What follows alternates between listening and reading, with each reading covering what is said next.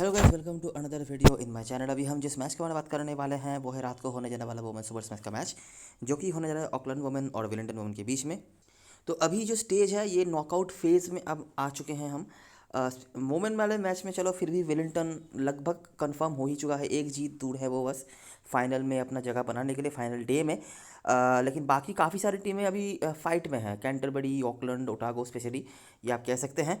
तो ऑकलैंड के लिए अभी करो या मरो का स्थिति है। लास्ट मैच में भी ऐसी ही सिचुएशन से उन्होंने जीत हासिल करा था, और तब तो उनकी तरफ से एक और बड़ी प्लेयर भी नहीं खेल रही थी। जो था जितना था उसी के साथ उन्होंने जीत दर्ज करा था, और वो भी एक अवे मैच पे कैंटरबरी जैसी टीम को। ठीक है, जैसा कि हमने सोचा भी था कि कैंटरबरी की बैटिंग में लूप होल्स है।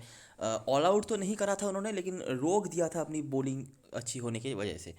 ठीक है, बैटिंग में अभी भी प्रॉब्लम्स हैं जो अभी भी हमें दिख रहे हैं, लेकिन एस्टोनिशिंगली पिछले मैच पर उनके मिडिल ऑर्डर्स ने काफ़ी अच्छी बल्लेबाजी करी थी। इसी गेज में स्पेशली कहना चाहूँगा, मतलब ठीक ठाक रहा है उनका बैटिंग। मैं बहुत इंप्रेस्ड हुआ हूँ ऐसा नहीं, लेकिन कम से कम उन्होंने रन बनाया है। शशि शारी ने भी आखिर मिडिल ऑर्डर में काफ़ी टिपेंडेंसी दी है।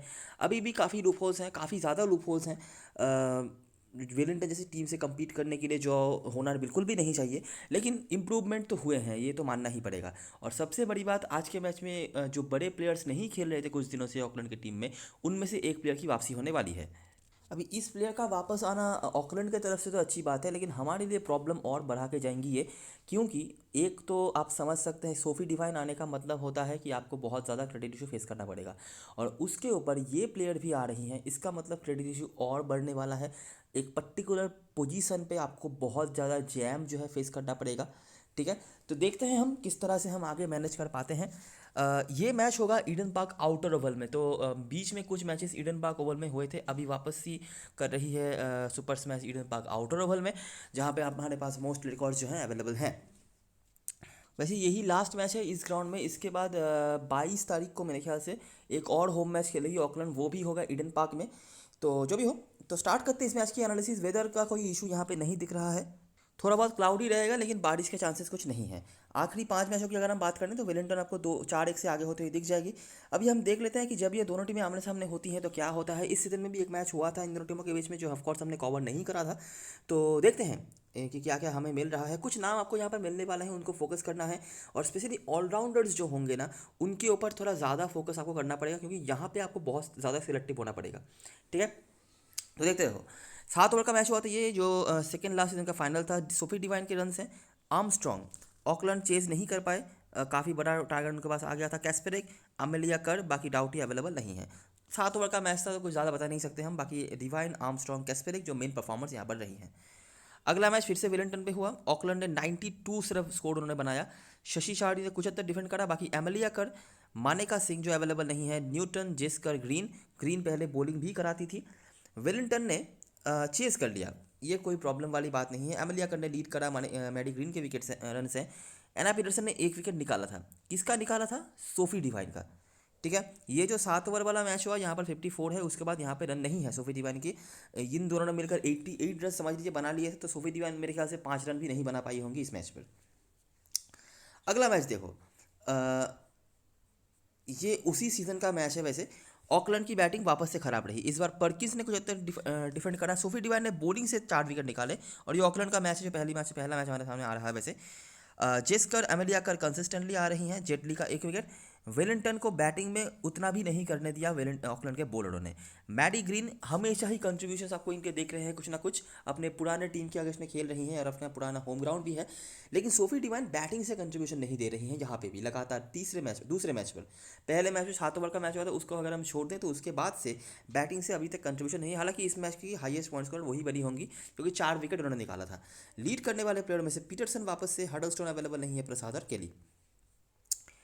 अगला मैच जो कि था पिछले सीजन का प्रिलिमिनरी फाइनल, ये भी ऑकलैंड के ग्राउंड पे हुआ था। वेलिंगटन ने बना था 150। Sophie Devine 33। मैडी ग्रीन वापस से। एमलिया कर फिर से डोमिनेट कर रही हैं ऊपर अबव सोफी डिवाइन। आपको पीटरसन वापस से दिख रही हैं, हडलस्टोन। ऑकलैंड चेज नहीं कर पाए एज एक्सपेक्टेड। सोफी डिवाइन ने एक विकेट निकाला था। बाकी एमलिया कर देखिए हमेशा ही अपर हैंड रख रही है सोफी डिवाइन से। एक ही मैच जहाँ पर आपने 4 विकेट लेते हुए देखा, वो ऐसा अगर हो जाए तो अलग बात है, नहीं तो नॉर्मली जो मैचेस चल रहे हैं एमलिया कर बेटर कर रही हैं। मैडी ग्रीन कंट्रीब्यूशन इनके भी आ रहे हैं। मानेका सिंह, जेस्कर, केटी पर्किंस ने फिर से कुछ हद तक रेजिस्टेंस दिखाया था, और बेला आर्मस्ट्रॉन्ग। और लास्ट जो मैच हुआ था इसी दिन में, यहाँ पर सोफी डिवाइन ऑफकोर्स थी नहीं तब, वेलिंगटन ने बना था डिसेंट सा स्कोर, फिर से अमेलिया कर, प्लिमर, रेबेका बर्न्स के परफॉर्मेंस थे, पीटरसन ने यहाँ पर भी एक विकेट निकाला हुआ था, आर्मस्ट्रॉन्ग ने यहाँ पर कंट्रीब्यूट करा था, जेसी प्रसाद के बैटिंग से कुछ कंट्रीब्यूशन आए थे, बॉलिंग से जेस्कर, कैस्पेरिक और ये कुछ बॉलर थी जिन्होंने विकेट निकाला। तो देखिए कुछ नाम हमारे सामने आए हैं, सोफी डिवाइन आई हैं या तो बॉलिंग से, बैटिंग से भी आखिरी मैच 33, एक मैच 50, लेकिन उतना डोमिनेटिंग नहीं है सोफी डिवाइन जितना वो बाकी फिक्चर में रहती हैं। बाकी कंट्रीब्यूशन तो उनके हैं ही, ऑकलैंड की तरफ से एना पीटरसन का नाम हमें मिला है, होली हडलस्टोन को भी नाम आए थे लेकिन वो अवेलेबल नहीं है, जो हमारे लिए एक ईजियर चीज़ है उनका ना रहना। एमिलिया कर हमेशा ही डोमिनेटिंग रही हैं, जो कोई देखने वाली बात है। जिसकर बॉलिंग से लास्ट मैच में उन्होंने 3 विकेट निकाला हुआ था जो वेलिंगटन में हुआ था। और अगर हम स्पेसिफिकली ऑकलैंड वाले मैचेस को देखेंगे तो ये हुआ था लास्ट मैच ऑकलैंड वाले मैच में, जहाँ पर एमिलिया कर 54 रन 2 विकेट, और इसके अलावा Sophie Devine, Maddy Green, Frank Jonas, और यहाँ से जिसकर डिवाइन ग्रीन के एक विकेट से। और उसके पहले जो ये मैच रहा है यहाँ पर भी ऑकलैंड की बैटिंग अच्छी नहीं रही, सोफी डिवाइन, जिसकर, अमेलिया कर, मैडी ग्रीन, एना पीटरसन, ये कुछ परफॉर्मेंस आई थी। ठीक है, बस यही कुछ चीज़ें हैं। कंसिस्टेंट नाम में से हमारे पास एना पीटरसन ऑकलैंड की तरफ से, एमिलिया कर, Maddy Green, Sophie Devine of course वो तो है ही, जिस कर जो नाम आप ऑफ कोर्स लेके चलते हैं ये है। ले कैस्पेरिक एक ऑप्शन है जिनके ऊपर आप थोड़ा बहुत देख सकते हैं, उनके खास कुछ रिकॉर्ड्स नहीं है। हालांकि लास्ट जो मैच हुआ था जो कि वेलिंगटन में भी था, तो वहाँ पर स्पिनर्स को वैसे भी हेल्प मिलता है, तो वहाँ पर उन्होंने परफॉर्म करा हुआ था। ठीक है, बस यही कुछ चीज़ें हैं जो हम देख सकते हैं हिट टू हिट से। ऑफकोर्स वेलिंगटन डोमिनेटिंग रही है, Auckland as a batting side बहुत पीछे रहे हैं। एक आध मैच में शशि शारी, एक मैच में आर्मस्ट्रॉन्ग, एक दो मैच में परकिंस का नाम हमें दिखा है, बस ये बाकी ये इनसे ज़्यादा किसी का नाम नहीं है। लॉरेन डाउन एक बड़ी नाम है जिनका एक भी बार हमने नाम नहीं देखा है, मिनिमम 20 रन का भी, तो ये एक पॉइंट है जो आप नोटिस कर सकते हैं। बाकी ऑफ कोर्स वेलिंगटन डोमिनेटिंग रही है, एक ही मैच जो बीच में ऑकलैंड जीती है वो अपने बॉलिंग की वजह से जीती है, बैटिंग उनका कभी भी अच्छा नहीं रहा है इस फिक्चर में, कभी भी नहीं। ठीक है जो जहाँ पर वो जीते भी थे तब भी उनकी बैटिंग 117 ही हुई थी। बस यही बातें हैं। अगर हम समराइजन पे आ जाएँ तो सोफी डिवाइन आपको दिख जाएंगी, औसत ज़्यादा नहीं है 29, एमिलिया कर लेकिन आपको काफ़ी ज़्यादा करते हुए दिख जाएंगे, 53 के आसपास औसत चल रहा है उनका। और पहले वो काफ़ी नीचे भी आती थी, अभी तो चलिए काफ़ी एलिवेशन मिल रहा है उनको। केटी परकिंस एक नाम है जो रेजिस्टेंस दिखाती है, लेकिन इतना अच्छा फॉर्म अभी इनका चल नहीं रहा है। 30 रन तो रिसेंट समय में उतना ज़्यादा बनाया भी नहीं है इन्होंने। बॉलिंग पे भी सोफी डिवाइन के नाम है, एक बार 4 विकेट निकाला था, पहले बॉलिंग से ज़्यादा कंसिस्टेंटली वो परफॉर्म करे जाती थी। तो ऑफकोर्स बैटिंग से बॉलिंग से दोनों तरफ से सोफी डिवाइन के नाम आए हैं।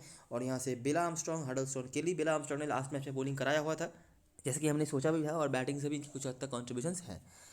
इस ग्राउंड पे परफॉर्मेंस की बात कर लेते हैं, आ जाते हैं, क्योंकि हिट टू हिट में यही कुछ चीज़ें हैं।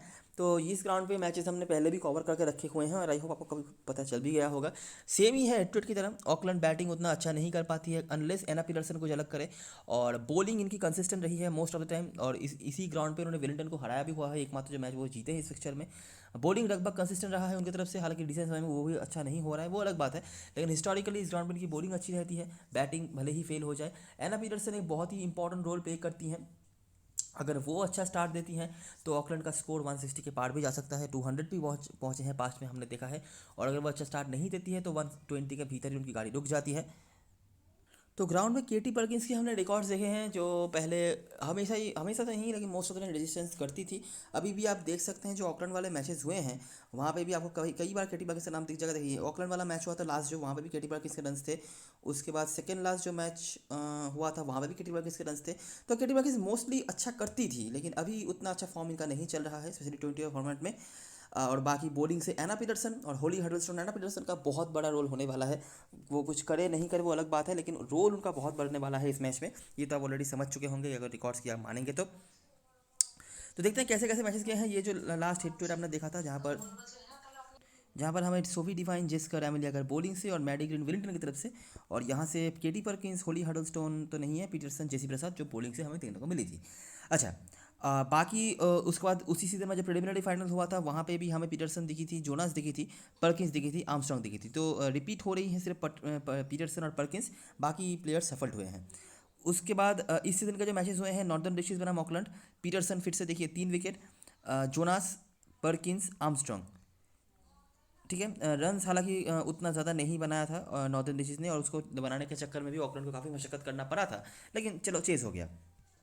उसके बाद Auckland Canterbury, Lauren Down run बनाए, हडलस्टोन अवेलेबल नहीं है, हडलस्टोन ने विकेट भी निकाला था हालांकि, आर्डीन केली और मॉली पेनफोर्ड इनके परफॉर्मेंसेस थे। ऑकलैंड ने 1 रन से इस मैच को जीता था। और लास्ट जो मैच हुआ था ऑकलैंड और ओटाको के बीच में, परकिंस यहाँ पर भी कुछ रन बना रही थी, लॉरेन डाउन ने यहाँ पर रन बनाए थे। ऑकलैंड का बैटिंग वापस से उतना अच्छा नहीं हुआ और इस बार बॉलिंग भी उनको सपोर्ट नहीं कर पाया और बिल्कुल क्लीन स्वीप आप कह सकते हैं कर दिया ओटागो ने 10 विकेट से।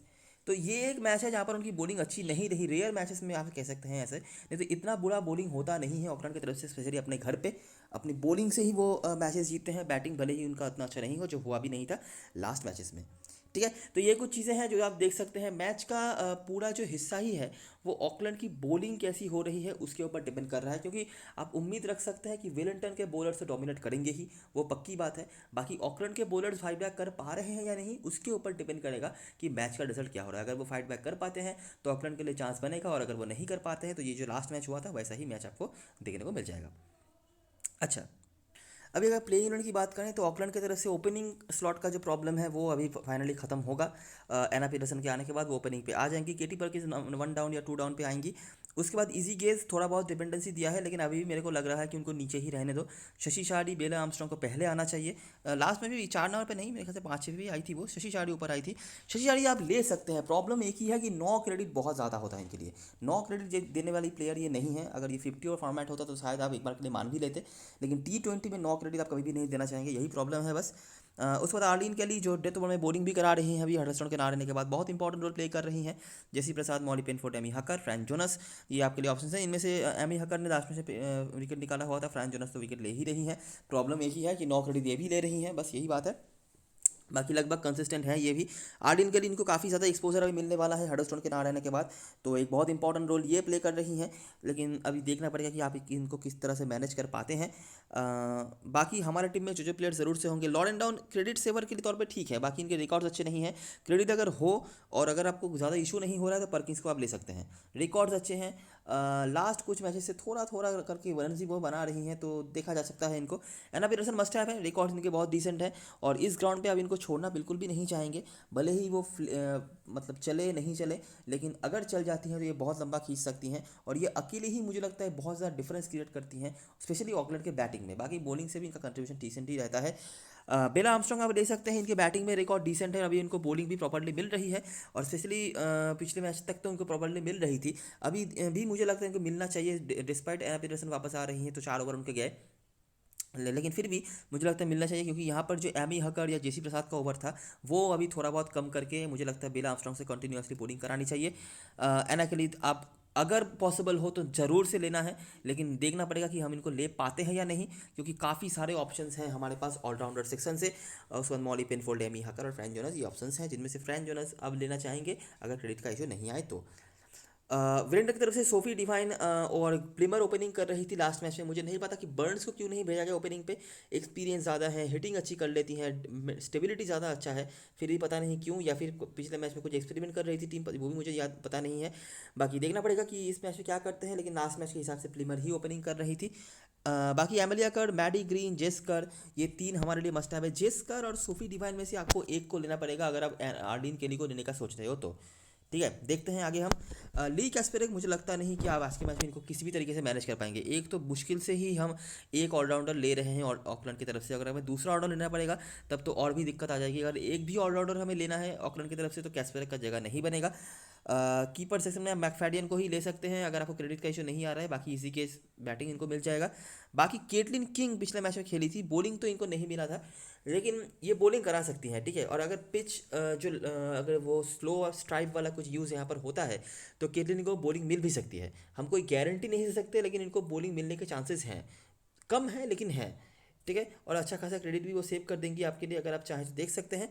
बाकी हमारे टीम में जो प्लेयर ज़रूर से होंगी वेलिंगटन की तरफ से, एमिलिया कर, मैडी ग्रीन, मोस्ट प्रोबेबली जेस्कर और सोफी डिवाइन, हम दोनों को ही लेके जाएंगे। और अगर बहुत दिक्कत आ रहा है तो शायद हम जेस्कर को स्पेशली बॉलिंग सेकंड में कुछ चांस लें, अगर हमें रिस्क लेने का कोई लगे कि नहीं रिस्क लेना चाहिए तब। उसके बाद बाकी बॉलरों में से सारा जेटली को हम ऐसे ही ले सकते हैं, दिक्कत वाली बात यहाँ पे नहीं है। कैप्टन हसन चॉइस की बात करें तो Amelia Kerr, Sophie Devine percentage captain हसन होंगी। सोफी डिवाइन नाम के साथ जा रही हैं, हालांकि पिछले मैच में कुछ खास उन्होंने करा नहीं था। एमिलिया कर ने विकेट जरूर निकाला हुआ 3, उसके बाद ली कैस्पेरिक, जेस्कर, ज़ारा जेटली, इनके बीच में लोग जाएंगे। और मैडी ग्रीन अभी तो बॉलिंग नहीं करा रही है, बैटिंग के चलते ही आपको लेना पड़ेगा, तो ये बाकी अच्छा परफॉर्मेंस रहा है इनका अपने पुराने टीम के अगेंस्ट में। ऑकलैंड की तरफ से केली पीटरसन और ये दोनों मेन ऑप्शंस होगी आपके लिए। पीटरसन काफ़ी लोगों की वाइस कैप्टन भी हो सकती है, तैयार रहना उसके लिए। कैप्टन शायद कोई ना बनाए, वाइस कैप्टन भी कम ही लोग बनाएंगे अगर बनाते हैं तो। उसके बाद परकिंस और डाउन, रिस्की में जोनास, प्रसाद, पेनफोर्ड, ये कुछ ऑप्शंस हैं, और बेला आर्मस्ट्रॉन्ग जैसे ऑप्शंस हैं जिनको आप कंसिडर कर सकते हो। देखो ध्यान से सुनो, मैंने अभी इस तरह का स्ट्रक्चर बनाया है, बिल्कुल क्रेडिट मेरा यहाँ पे सेट हो चुका है, ठीक है। लेकिन ऐसी कोई बात नहीं है कि आपको भी ऐसा कुछ करना पड़े। मैंने क्रेडिट कहाँ से सेव करा है, मैंने एमी हकर को लिया है, ठीक है।